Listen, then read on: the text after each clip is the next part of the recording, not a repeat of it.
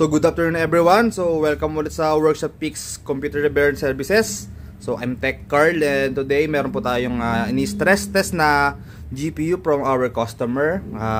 Line number 2831. So ang model po nito is GeForce GTX 1070 Ti, dual pan po siya. And ang issue po nito is garbage display daw po pag nag-i-install ng driver. So solution po natin ito na ginawa natin is manual microscope inspection, 14 stages of cleaning, and pinalitan po natin yung thermal pad ni sir.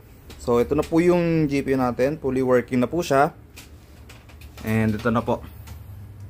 Ito po yung stress test na ginagamit natin. Running na po siya for 1 hour and 30 minutes, which is good naman, wala pa siyang lumalabas na error and so far. Pwede yan, pwede na po. Ito po, memory clock niya is good naman. GPU temperature is 80 degrees. Hotspot is 81 degrees. Fan speed is 61%. So far, so good naman po siya. And ready to be shipped na siya. And fully working. So that's it guys.